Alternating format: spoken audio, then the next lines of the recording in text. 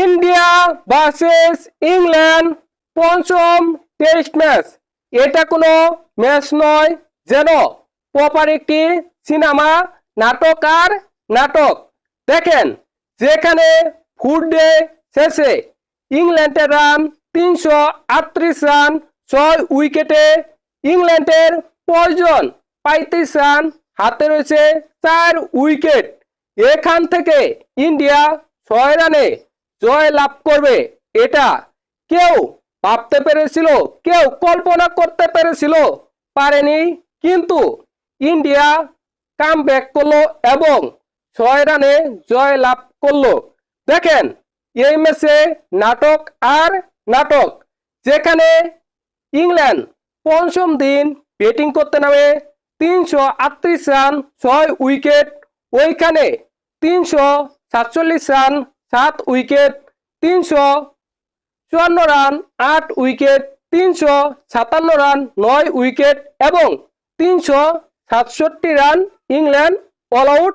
India 6 রানে win. Siraj অসাধারণ দুর্দান্ত বোলিং করেছে, 5 উইকেট পেয়েছে সিরাজ। অন্যদিকে প্রসিদ্ধ কৃষ্ণ পেয়েছে 4 উইকেট। আজকেই সিরাজ 4টি উইকেটের মধ্যে 3টি একাই তুলে নিয়েছে এবং প্রসিদ্ধ কৃষ্ণ 1টি উইকেট তুলে নিয়েছে। দেখেন, ইন্ডিয়া অসাধারণ দুর্দান্ত বোলিং করেছে।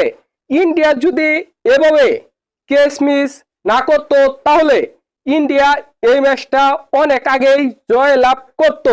দেখেন, ইন্ডিয়া ভার্সেস ইংল্যান্ড পঞ্চম টেস্ট ম্যাচে প্রথমে টস হেরে ইন্ডিয়া ব্যাটিংয়ে নামে।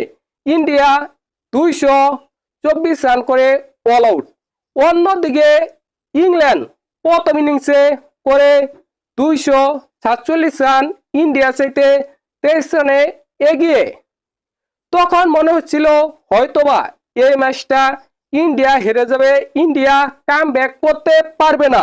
আসলেই ইন্ডিয়া দুর্দান্ত একটি দল, ইন্ডিয়া অসাধারণ একটি দল। ইন্ডিয়া যে কোনো সময় যে কোনো অবস্থায় কামব্যাক করতে পারে এবং ম্যাচ জিততে জানে। দেখেন, ইন্ডিয়া দ্বিতীয় ইনিংসে করে ফেলে 396 রান। অসাধারণ দুর্দান্ত খেলে জয়সওয়াল করে 118 রান, আকাশদীপ করে 66, জাদেজা করে 50। এরা অসাধারণ খেলে বিদায়। ইন্ডিয়া করে ফেলে 396 রান। ইন্ডিয়া ইংল্যান্ডকে টার্গেট দেয় 373 রানে। এ রান কি ইংল্যান্ড করতে পারবে?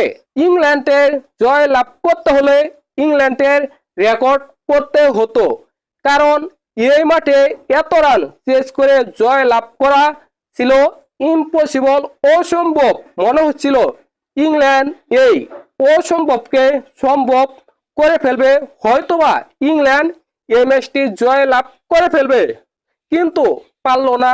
ইংল্যান্ড 6 রানে হেরে গেল।